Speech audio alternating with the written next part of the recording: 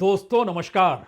इस देश ने अपना महापुरुष चुन लिया है और उस महापुरुष की राजनीतिक पहचान मौजूदा वक्त में टूटते हुए इंडिया गठबंधन की दरारों से समझा जा सकता है। इस देश ने कई मौकों पर कई तरीके की राजनीति को देखा परखा समझा है, लेकिन एक सच तो यह है कि इस देश में क्षेत्रीय राजनीतिक दलों की कतारें परिवार के इर्द गिर्द या फिर बिना किसी फिलॉसफी और बिना किसी कैडर के जातीय समीकरण के आश्रय या किसी एक राजनीतिक मुद्दे के आश्रय बनती है, चलती है, सत्ता मिलती है, उसके आश्रय संगठन खड़ा हो जाता है। क्योंकि भारत के भीतर राजनीतिक दल का सत्ता में होने का मतलब बहुत साफ है, वो अपने कैडर नहीं बल्कि अपने साथ जुड़े हुए लोगों की जरूरतों को पूरा कर सकता है। और शायद यही वो प्रक्रिया है जिसमें राजनीतिक सत्ता भारत के भीतर हर उस राजनीतिक दल की सफलता की कुंजी होती है जिसके पास कोई फिलॉसफी नहीं होती, कोई कैडर नहीं होता, सिवाय सत्ता, और सत्ता ही फिलॉसफी और सत्ता ही कैडर होता है। यही सवाल धीरे धीरे बीजेपी तक पहुंचा और शायद कह सकते हैं प्रधानमंत्री मोदी की अगुवाई में इस दौर में बीजेपी का चाल चलन चेहरा जो भी नजर आ रहा है, और बीच के दौर में जो आरएसएस उससे टकराई, उन तमाम परिस्थितियों में एक ही बात निकल कर आई कि सत्ता रहनी चाहिए, हर हाल में रहनी चाहिए। और शायद उसी से टकराने के लिए सत्ता की खातिर राजनीतिक तौर पर इस देश के वो तमाम दल एकजुट होते चले गए जो एक एक करके प्लेयर उसी सत्ता के बन गए जिस सत्ता ने सत्ता के लिए इस देश के भीतर की लोकतांत्रिक परिस्थितियों को या संवैधानिक स्थितियों को खारिज कर दिया या हाशिए पर ढकेल दिया। इसे सरलता से समझने के लिए आइए एक एक पन्नों को पहले पढ़ना शुरू करें। इंडिया गठबंधन जिस वक्त बना और जिस वक्त बन रहा था, उस दौर को अगर याद कीजिएगा तो हो सकता है कांग्रेस की एक बड़ी भूमिका आपको नजर आए। बेंगलोर के सेशन में तो बाकायदा ममता बनर्जी ने कहा था, राहुल हमारे नेता हैं। और अगर इंडिया गठबंधन के शुरुआती दिनों में चले जाइए तो कहा गया ये बीज किसी और ने नहीं, नीतीश कुमार ने ही डाला था। और नीतीश कुमार उस वक्त हर नेता के दरवाजे पर जा रहे थे और कह रहे थे, मैं तो अब कभी भी बीजेपी में शामिल होऊंगा नहीं, आप भी साथ में खड़े हो जाइए। और मुलाकातों का यह सिलसिला उस दौर में चंद्रबाबू नायडू के दरवाजे तक भी गया था। तमाम राजनीतिक दलों को साथ लेने की मशक्कत नीतीश कुमार ने की थी। आज की तारीख में बीजेपी की सत्ता नीतीश कुमार और चंद्रबाबू नायडू के सांसदों के आश्रय चल रही है। तो फिर इंडिया गठबंधन का बीज जहां पर डला, वो इस वक्त बीजेपी के साथ खड़ा है। और यहीं से वो बात शुरू होती है, क्या बहुत ही सिस्टमेटिक तरीके से इस देश के भीतर बीजेपी ने चित और पट दोनों राजनीतिक परिस्थितियां अपने साथ इस तरीके से खड़ी कर दी जिसमें एक एक करके उसके अपने सहयोगी या फिर विपक्ष में बैठे हुए राजनीतिक दल या उनके नेता एक एक करके उनके सहयोगी बनते चले जाएं। यह बिसात इससे पहले भारत की राजनीति में कभी नहीं थी। यह एक व्यापक बिसात इसलिए है क्योंकि इसने इस देश के भीतर में उन पिलर्स को खत्म कर दिया जो लोकतंत्र के स्तंभ के तौर पर जाने जाते थे। यानी रास्ता बंद हो गया। महाराष्ट्र के भीतर आज अघाड़ी के विधायकों ने शपथ नहीं ली, यह कहकर शपथ नहीं ली कि दरअसल यह चुनाव परिणाम हम नहीं मानते हैं। तो कोई भी यह सवाल पूछ सकता है, जो कांग्रेस है, जो शिवसेना है, जो एनसीपी के नेता हैं, जो शपथ नहीं ले रहे हैं, क्या उन्होंने प्रयास करना नहीं चाहिए था? जिस तरीके से एक गांव ने तय किया कि हम बैलेट पेपर के जरिए अपने ही वोट को परीक्षण में डालते हैं, तो क्या 100 गांव चुने नहीं जा सकते थे? उन 100 गांव में जो लीडर है, जो पॉलिटिकल पार्टी वहां की है, वो प्रयास नहीं कर सकती थी? दरअसल इसी को आज एक दूसरे चैप्टर के तौर पर देखिए। पहला सवाल, ममता बनर्जी बंगाल की राजनीति से आगे निकलेंगी नहीं। वो जानती हैं कि बंगाल की राजनीति के आश्रय इस देश में लोकसभा चुनाव के वक्त जब उनके अपने बंगाल की राजनीति में सांसदों की तादाद एक निर्णायक दौर में पहुंचेगी, जहां पर दिल्ली की सत्ता उनके सांसदों के बगैर ना बन सकती हो, तो वह खुद ब खुद दिल्ली पहुंच सकती है। उससे पहले तो कतई नहीं। लेकिन उसके लिए इंडिया गठबंधन हाथ में तो चाहिए। यह पहला सवाल कोई पूछ सकता है। लेकिन इसके साथ एक अगला सवाल भी जुड़ जाएगा। जिस दौर में पश्चिम बंगाल में चुनाव हो रहे थे, उस दौर में याद कीजिए अंबानी की बंगाल की यात्रा और अडानी की बंगाल की यात्रा। अडानी ने भी वहां पर पोर्ट उसी दौर में राज्य के साथ समझौता किया। उसी दौर में अंबानीज भी बंगाल पहुंचे, उन्होंने भी बंगाल की सरकार यानी ममता बनर्जी के साथ समझौता किया। कोई भी समझौता बिना पूंजी के आश्रय होता नहीं, एक डील होती है। वो कितने हजार करोड़ की आज उसे याद नहीं दिलाएंगे। महत्वपूर्ण यह है कि आप जिस राजनीतिक मुद्दे के आश्रय लड़ना चाह रहे हैं, उन्हीं के साथियों के साथ अगर आप राजनीतिक आर्थिक समझौता करते हैं तो फिर मुद्दा कमजोर हो जाता है। यह पहली स्थिति है। दूसरी स्थिति, इस दौर में अगर आप ध्यान दीजिए तो दिल्ली में अरविंद केजरीवाल, उत्तर प्रदेश में अखिलेश यादव और शायद बिहार में तेजस्वी यादव का भी जिक्र आप कर सकते हैं। राजनीतिक तौर पर यह किसी भी हालत में कांग्रेस की एवज में अपनी राजनीतिक जमीन तो खोना नहीं चाहेंगे। यानी इंडिया गठबंधन का निर्माण लोकसभा चुनाव को लेकर हो रहा था। यह बहुत स्पष्ट सोच उस दौर की थी और उसने कमाल भी किया, क्योंकि अगर 240 सीटें मिली, अगर यह 400 पार की स्थिति होती, तो इंडिया गठबंधन के भीतर का कोई भी राजनीतिक दल आज बोलने की स्थिति में नहीं होता। और जो कुछ दिखाई इस देश के भीतर मौजूदा वक्त में दे रहा है, यह सब कुछ बिल्कुल नए तरीके से इस देश के सामने होता। एक दौर में याद कीजिए, नारे लगते थे जर्मनी में, हेल हिटलर, हिटलर की ही जय हो। राजनीतिक तौर पर एक सक्रिय शख्स ने कहा कि मौजूदा वक्त में इस देश के महापुरुष को इन छोटे छोटे राजनीतिक दलों ने चुन लिया है, उन राजनीतिक दलों के नेताओं ने भी चुन लिया है। और अब यह माना जाना चाहिए कि इस दौर में और पुराने दौर में एक बड़ा व्यापक अंतर यह आ चुका है कि पहले के महापुरुष इस देश में जो थे और मौजूदा वक्त में राजनीतिक सत्ता प्राप्त करने वाले को ही अगर महापुरुष मान लिया जाता है, तो फिर क्या न्यायपालिका और क्या इलेक्शन कमीशन और क्या सीवीसी और क्या सीबीआई या ईडी या आईटी क्या मायने रखते हैं। और जब कुछ भी मायने नहीं रखते हैं, तो फिर जो कल तक विपक्ष के प्लेयर थे वो अगर सत्ता के साथ जुड़ जाते हैं, जैसे एक नाम अजीत पवार का ले सकते हैं।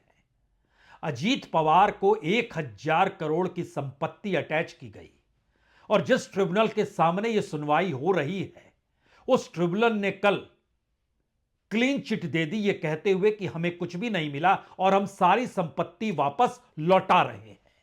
अजीत पवार, उनकी पत्नी, उनके बेटे, उनके नाम पर यह संपत्ति जो कोऑपरेटिव में भी हिस्सेदारी और इसके अलावे भी कई जगहों पर जमीन या इमारत मौजूद है।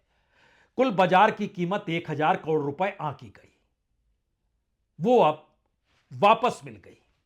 इनकम टैक्स, सीबीआई, ईडी तीनों ने इस दौर में जांच की थी और यह पूरी की पूरी रफ्तार जो है 2021 से 2024 के बीच के घटनाक्रम को अगर परखिएगा तो आप कह सकेंगे कि दरअसल राजनीतिक शिफ्ट होना इस दौर में आपको सत्ता के अनुकूल नहीं बल्कि इस देश की कानून व्यवस्था और कॉन्स्टिट्यूशनल और स्वायत्त संस्थाओं से भी मुक्ति दिला देता है कि अब आप पर कोई लगाम नहीं लगेगी। इससे पहले प्रफुल्ल पटेल के खिलाफ भी मामले वापस लिए गए।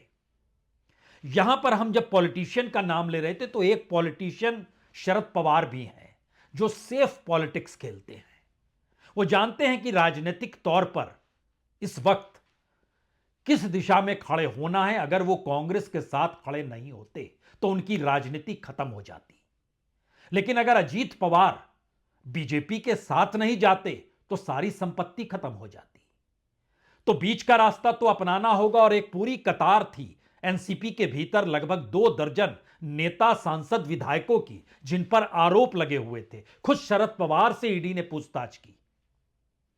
और उसके बाद देखिए, जब अजीत पवार शिफ्ट होते हैं तो पूरी राजनीति महाराष्ट्र की कैसे बदलने लगती है। और शरद पवार यह कहने में हिचकते नहीं हैं, अडानी मेरे मित्र हैं।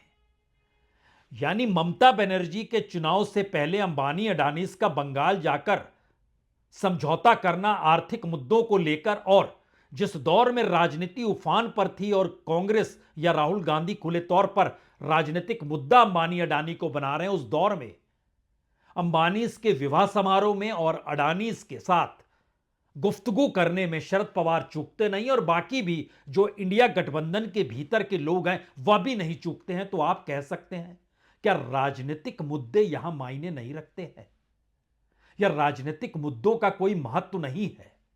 बिल्कुल नहीं है। राजनीतिक मुद्दे इस देश की जनता के साथ भावनात्मक तौर पर एक बड़ा खिलवाड़ लगातार हो रहा है। उद्धव ठाकरे की शिवसेना के सचिव हैं, उन्होंने एक बड़ा विज्ञापन दिया। उस विज्ञापन में उन्होंने बाला साहब ठाकरे के उस कमेंट को कोट किया कि बाबरी मस्जिद को गिराना हमें गर्व है। और कल 6 दिसंबर थी, 1992 6 दिसंबर को बाबरी मस्जिद विध्वंस का दिन था। कल ही उन्होंने इस विज्ञापन को निकाला और अपनी तस्वीर लगाई, उद्धव ठाकरे की तस्वीर लगाई, आदित्य ठाकरे की तस्वीर लगाई। उसके बाद समाजवादी पार्टी, जिसकी पूरी राजनीतिक जमीन उत्तर प्रदेश के भीतर है, और संभल की घटना के वक्त किस तरीके से समाजवादी पार्टी सक्रिय हुई, या फिर उस दौर में जब मुलायम सिंह यादव की सरकार थी वो कैसे सक्रिय अयोध्या के वक्त हुआ करती थी। और जब कमंडल की राजनीति और अयोध्या आंदोलन का जिक्र हो रहा था, उस समय मुलायम सिंह जिस राजनीति को साध रहे थे उसमें बहुत साफ तौर पर था कि मुस्लिम समाजवादी पार्टी के साथ है, क्योंकि उनके साथ समाजवादी पार्टी है। तो मुंबई में बैठी हुई शिवसेना को मुसलमानों के वोट चाहिए या नहीं चाहिए, लेकिन समाजवादी पार्टी को उत्तर प्रदेश में वोट जरूर चाहिए। और यूं भी एक थ्रेड इस देश के भीतर में कॉन्स्टिट्यूशन के लिहाज से और सेकुलरिज्म के लिहाज से जरूरी है, जिसपे समाजवादी पार्टी के अबू आजमी ने जिक्र किया मुंबई में रहते हुए। लेकिन दोनों के अगर अपने अपने अलग वोट बैंक हैं तो यह समझना होगा कि इंडिया गठबंधन के भीतर ममता बनर्जी का वोट बैंक किसी दूसरे छत्रप के वोट बैंक से नहीं टकराता है। उत्तर प्रदेश के भीतर समाजवादी पार्टी का वोट बैंक किसी दूसरे छत्रप से नहीं टकराता है। बिहार के भीतर तेजस्वी यादव का वोट बैंक किसी दूसरे छत्रप से नहीं टकराता है। महाराष्ट्र के भीतर उद्धव ठाकरे का वोट बैंक या शरद पवार का वोट बैंक बाकी किसी छत्रप से नहीं टकराता है। इन तमाम जगहों पर अगर आप परखिएगा तो कांग्रेस एक राष्ट्रीय राजनीतिक दल के तौर पर नजर आएगी, जैसे इस दौर में बीजेपी की व्यापकता और विस्तार चुनावी जीत के साथ कांग्रेस से भी आगे वो निकल चुकी है। और यहीं पर वो सवाल आता है कि राजनीतिक दलों को राजनीतिक दलों के तौर तरीकों के आश्रय, जहां पर कैडर और फिलॉसफी का जिक्र होता है, उसके जरिए देखना चाहिए, या फिर राजनीतिक सत्ता वाली राष्ट्रीय पार्टी और विपक्ष के तौर पर रहने वाली राष्ट्रीय पार्टी, इन दोनों के तौर तरीकों में इस दौर में राजनीति करने में अंतर आ गया। एक तरफ इस देश के तमाम संस्थान, मीडिया, न्यायपालिका, कार्यपालिका, विधायिका सभी एक साथ जुट गए सत्ता के अनुकूल, और दूसरी तरफ अपनी बात रखने का स्पेस, यहां तक कि अपना पैसा भी, क्योंकि खाते फ्रीज किए गए लोकसभा इलेक्शन में कांग्रेस के, दोनों में एक व्यापक अंतर आ गया। यानी प्लेइंग फील्ड तो दूर की बात है, इस देश की राजनीति करने में भी सत्ताधारी राजनीतिक दल और विपक्ष की राजनीतिक दल में इस देश के इंस्टीट्यूशंस को लेकर भी एक व्यापक अंतर आ गया। और फिर यहीं से सवाल शुरू होता है, फिर क्षेत्रीय दल क्या करेंगे और छत्रप क्या करेंगे? दो आवाजें सुननी चाहिए। ममता बनर्जी का कहना है अब वो इंडिया गठबंधन की अगुवाई कर सकती हैं। शिवसेना उद्धव ठाकरे का कहना है हाँ हाँ हम बैठक करने जाएंगे। इन दो आवाजों को पहले सुनिए। उन्होंने कहा इंडिया अलायंस उन्होंने तैयार की थी और भाजपा का खिलाफ ये अलायंस जरूरी था, लेकिन उनका प्रायोरिटी है बंगाल, शी लव्स बंगाल, और दिल्ली का कोई बड़ा चेयर के लिए ममता बनर्जी इंटरेस्टेड भी नहीं है। लेकिन अगर किसी ने उनको रिक्वेस्ट किया ये इंडिया जो ब्लॉक है वो स्मूथली परिचालन करने के लिए, तो कलकत्ता से बंगाल में बैठ के ही वो ये कर सकता है। ममता जी की ये राय हमें मालूम है। हम सब चाहते हैं कि ममता जी इंडिया ब्लॉक की प्रमुख घटक रहे, हमारे साथ रहे, चाहे ममता जी हो, चाहे अरविंद केजरीवाल जी हो, हाँ, शिवसेना हो, हम सब लोग एक साथ है। कुछ थोड़े बहुत अगर मतभेद है, हम खुद कलकत्ता में जाकर ममता दीदी से बात करने वाले हैं। लोकतंत्र की एक मुश्किल होती है, लोकतंत्र जितना व्यापक होता है बाहर से, अंदर में ही उसके जो अंतर विरोध जब जब उभरते हैं, किसी एक कालखंड में जब राजनीतिक सत्ता एक नई परिभाषा राजनीति को लेकर गढ़ रही हो और डेमोक्रेसी को लेकर भी गढ़ रही हो, तो लोकतंत्र अपने भीतर से ही फटता है। शायद इसीलिए टीएमसी के नेता हों या उद्धव ठाकरे की शिवसेना के नेता हों, यह उस मिजाज को नहीं समझ पाए जो कि 2-3 बरस पहले इंडिया गठबंधन जो बना और इस देश के भीतर जिस एकता या जोड़ने का जिक्र था या नफरत से हटकर प्यार का जिक्र था, प्रेम का जिक्र था, उससे इतर राजनीतिक लाभालाभ की स्थिति में डेमोक्रेसी अपनी पॉलिटिक्स को बचाने निकल पड़ती है। और यह स्थिति कमोवेश हर क्षत्रप के साथ मौजूदा वक्त में एक संकट के तौर पर खड़ी हो चली है। और यहीं से असल सवाल निकलता है, क्या वाकई कांग्रेस अगर उस वक्त नहीं होती, राहुल गांधी ने अगर इस देश में भारत जोड़ो यात्रा नहीं निकाली होती और उसके बाद न्याय यात्रा नहीं की होती, तो क्या राहुल गांधी की भी कोई साख इस देश में होती, कोई क्रेडिबिलिटी होती? यानी राजनीतिक प्रयोग जनता के साथ जुड़कर जब कोई राजनीति या राजनीतिक दल या कोई नेता अगर करता है तो क्रेडिबिलिटी बड़ी होती है। और इस पूरी प्रक्रिया के भीतर अगर आप ध्यान देंगे तो इस देश को किसने क्या दिया, यह सवाल मौजूदा वक्त में शायद सबसे बड़ा होगा। यानी इस देश को बनाने में, गढ़ने में किस नेता का नाम आप ले सकते हैं, शायद आप शून्य में चले जाएं और आपके भीतर यह सवाल उठने लगे, क्या उद्धव ठाकरे को राजनीतिक सफलता मिलनी चाहिए थी? वो तो मेहनत करते हुए भी दिखाई नहीं दे रहे थे। जब चुनाव प्रचार का वक्त था, वो तो मानकर चल रहे थे कि उन्हें मुख्यमंत्री का चेहरा बना दिया जाए, उनको ज्यादा से ज्यादा सीटें दे दी जाए। हम उससे और पहले चले जाते हैं, ये कैसी परिस्थिति हो सकती है किसी एक पॉलिटिकल पार्टी के भीतर जो परिवार से निकलकर शिवसैनिकों के आश्रय मराठी मानुष का जिक्र करते हुए और मुंबई गुजरात में नहीं जाएगा, महाराष्ट्र में रहेगा, उस आंदोलन के साथ बाला साहब ठाकरे या उनके पिता वह भी शरीक आंदोलन में हुए थे। एक पूरी प्रक्रिया रही महाराष्ट्र की राजनीति में। उनको साधने वाले उद्धव ठाकरे उनके नीचे से निकल गए एकनाथ शिंदे और उन्हें पता ही नहीं चला। यह कैसी राजनीति है? दूसरा सवाल भी हो सकता है, शरद पवार राजनीति साध रहे थे या राजनीति के उन पिलर्स को वो लगातार साधना चाहते रहे जहां पर वो सुरक्षित रहे, सेफ रहे?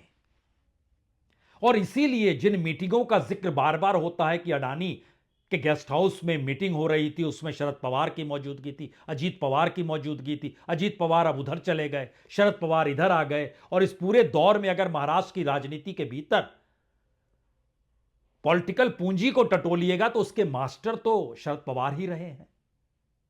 तो फिर उस पर कोई आंच ना आए इसलिए वो राजनीति खिसक गई। उत्तर प्रदेश के भीतर आइएगा तो लोकसभा चुनाव में कांग्रेस और समाजवादी पार्टी साथ है, लेकिन विधानसभा में आते आते यह एहसास हो जाता है समाजवादी पार्टी को कि हमें अपने रास्ते चलना है, क्योंकि हमें अपनी राजनीतिक जमीन बचानी है। लेकिन वह पूरी राजनीति तो फेल हो चली थी एक ना जब इंडिया गठबंधन बन रहा था, उस समय तो पूरी राजनीति हर की फेल हो गई थी। यानी यादव मुसलमान एमवाई समीकरण न बिहार में चल पा रहा था, न उत्तर प्रदेश में चल पा रहा था, और उसके आश्रय जो विपक्ष के पूरे वोट थे वो खिसकते जा रहे थे बीजेपी के साथ। और राजनीतिक तौर पर उसमें एक नैतिक साहस के साथ इस देश को जोड़ने की प्रक्रिया में इस देश से जुड़े हुए सवालों के केंद्र में या निशाने पर प्रधानमंत्री मोदी को रखा गया। तब एक राजनीतिक सफलता लोकसभा चुनाव में 400 से कम 240 पर अटकाकर चली गई। और अगर हरियाणा और महाराष्ट्र के चुनाव को लेकर कोई संदेह है तो फिर लोकसभा चुनाव को लेकर संदेह क्यों नहीं होना चाहिए। तो इसका मतलब है 240 सीट भी सही नहीं है जो जीत गए। तो जब जीत सकते हैं और 240 तक पहुंच सकते हैं और उसके बाद कोई रिस्क नहीं लेने के लिए हरियाणा भी जीते, महाराष्ट्र भी जीते और बंपर जीत हासिल की, तो यह मैसेज पहले निकल कर आ गया, आप इलेक्ट्रॉली इन्हें नहीं हरा सकते हैं। तो दूसरा रास्ता क्या होगा? दूसरा रास्ता कलेक्टिव होगा, दूसरा रास्ता सैक्रिफाइस का होगा, दूसरा रास्ता उस डर से मुक्ति का होगा जिस डर के साए तले, चाहे वो सीबीआई हो, ईडी हो, आईटी हो, तो कुछ गड़बड़ियां तो हुई हैं क्या? और अगर गड़बड़ियां हुई हैं तो आपको उस कलेक्टिव वे में जनता के साथ खड़ा करके जनता के लिए खड़ा होना होगा। और इस परिस्थिति की होते होते मौजूदा स्थिति में अगर ध्यान दीजिए तो यह कौन कह सकता है कि इस दौर में कुछ तस्वीरें उभर कर आती है। मसलन एडवोकेट दवे साहब, एक इंटरव्यू देते देते उनकी आंखों से आंसू निकल आए। और यह सवाल वाकई बड़ा है कि जो शख्स इतना देश को लेकर भावनात्मक तौर पर सार्वजनिक जीवन में आंसू निकल आते हैं तो इस देश की हालत अच्छी तो नहीं है।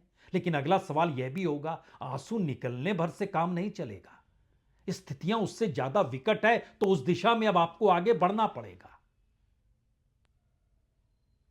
पत्रकारों की कतार में देखिएगा तो एक संपादक महोदय किताब लिखते हैं और उस किताब के जरिए निशाना कहां साध रहे हैं? 2024 के चुनाव में जिसे जीत मिली उसके संदेह वहां नहीं है। संदेह इस बात को लेकर है कि विपक्ष कितना कमजोर है, लेकिन इस पूरी प्रक्रिया में ये वो भूल जाते हैं कि इस देश के भीतर में डेमोक्रेटिक पिलर्स गायब हो गए हैं। तो फिर आप ही खड़े हो जाइए, आप बताइए कैसे चलना है, किस रूप में चलना है। ये कुछ ऐसे सवाल मौजूदा वक्त में इसलिए जरूरी हो चले हैं क्योंकि भारत की फिलॉसफी महात्मा गांधी से जुड़ी रही है। और महात्मा गांधी ने यूं ही अंग्रेजों के खिलाफ सब कुछ परित्याग का जिक्र नहीं किया था, बल्कि वो जानते थे इस देश को भी एकजुट होकर सैक्रिफाइस करना पड़ेगा। और महात्मा गांधी को भी इसका एहसास था कि नैतिक बल हर उस नेता में होना चाहिए या कांग्रेस में होना चाहिए उस वक्त जब इस आंदोलन का ऐलान किया गया था। और मौजूदा वक्त की परिस्थिति में 180 डिग्री की दूरी के आके खड़े होकर राजनीति साधने की सोच का मतलब यह है कि जो जो प्लेयर्स राजनीतिक तौर पर नजर आ रहे हैं कहीं वह उसी राजनीति के प्लेयर तो नहीं हो गए हैं जिस राजनीति के खिलाफ आपने राजनीति साधने की शुरुआत की थी, इंडिया गठबंधन को बनाकर। इसीलिए तो बैठकों का सिलसिला आपस में चल पड़ा है जो बताता है कि हमें अपने राज्य में अपनी राजनीतिक जमीन को बचाना है, अपने संगठन को बचाना है। और ये सत्ता में आ पाए या ना पाए, लेकिन एक प्रेशर ग्रुप के तौर पर, दबाव समूह के तौर पर काम करते हुए राजनीतिक बार्गेनिंग करने की ताकत तो रखे। अन्यथा एक बड़ी परिस्थिति के भीतर जब इस देश के भीतर एक व्यापकता जिस उग्र हिंदुत्व के आश्रय बटेंगे तो कटेंगे और एक है तो सेफ हैं, तो उसकी व्याख्या करने से क्यों वो छत्रप घबरा रहे हो या नहीं समझ पा रहे हैं कि इसकी व्यापकता इस देश के लोगों पर असर डाल रही है। और वहां पर पॉलिटिकल पार्टी या नेता सक्रिय नहीं होता है, बल्कि आम जन और प्रोफेशन से जुड़े हुए सामान्य लोग ही उस राजनीति के प्यादे बनकर खड़े हो जाते हैं जो अपने आप को उस कर्म को करते वक्त वजीर मान लेते हैं और सोचते हैं वो सही कर रहे हैं। ये एक सोसाइटी के भीतर राजनीति की वो जाने की स्थिति है जिसको महात्मा गांधी समझ गए थे उस दौर में। इस दौर में वो तमाम पॉलिटिकल पार्टीज जो सोचती हैं कि वो गोडसे के साथ नहीं है, महात्मा गांधी के साथ है, तो महात्मा गांधी की पूरी राजनीतिक जीवन यात्रा को अगर मौजूदा वक्त में आप टटोलेंगे तो दो सवाल आपके जहन में आएंगे ही। किस राजनीतिक रास्ते पर छत्रप चल पड़े और जिस इंडिया गठबंधन को लेकर निशाने पर जो था, कहीं अब उसी की राजनीति को साधने के लिए और अपनी राजनीतिक बार्गेनिंग को बनाए रखने की राजनीति ही तो साधी नहीं जा रही है। यह सवाल मौजूदा वक्त में सबसे बड़ा सवाल है, क्योंकि आप कॉरपोरेट पूंजी को रोक नहीं पाए, आप इस दौर में इंस्टीट्यूशंस को रोक नहीं पाए, यहां तक कि इस देश के चीफ जस्टिस को लेकर सवाल होने लगे, उनके फैसलों को लेकर सवाल होने लगे, चुनाव आयोग को लेकर सवाल होने लगे, सुप्रीम कोर्ट तक के भीतर में ईडी और सीबीआई का मामला तक गया और सुप्रीम कोर्ट ने उस पर टीका टिप्पणी तब की, लेकिन सब कुछ सामान्य नहीं है। तो फिर राजनीति किस तर्ज पर की जाए, चिंतन मनन तो इस पे होना है। और राजनीति अपनी राजनीति को बचाने के लिए अब इंडिया गठबंधन किस क्षण टूटे तो फिर सामने चुनाव खड़ा है। दिल्ली में केजरीवाल कांग्रेस के साथ नहीं है, कांग्रेस केजरीवाल के साथ नहीं है। उत्तर प्रदेश और बिहार के चुनाव में हो सकता है दोनों की राजनीति बिल्कुल अलग रास्ते पर चल पड़े, कांग्रेस की अलग रास्ते पर, तेजस्वी की अलग रास्ते पर, कांग्रेस की अलग रास्ते पर, अखिलेश की अलग रास्ते पर। और ये राजनीतिक परिस्थितियां किसे लाभ पहुंचाएंगी, ये वो सवाल नहीं। सवाल तो यह है कि जो राजनीति इस दौर में सत्ता के जरिए परोसी जा रही है, उसकी काट राजनीतिक तौर पर किसी के पास नहीं है, क्योंकि उसमें समाज का जुड़ाव नहीं है, जिसको जोड़ने की राजनीति होनी चाहिए थी, जो गायब है। बहुत बहुत शुक्रिया, बहुत बहुत शुक्रिया।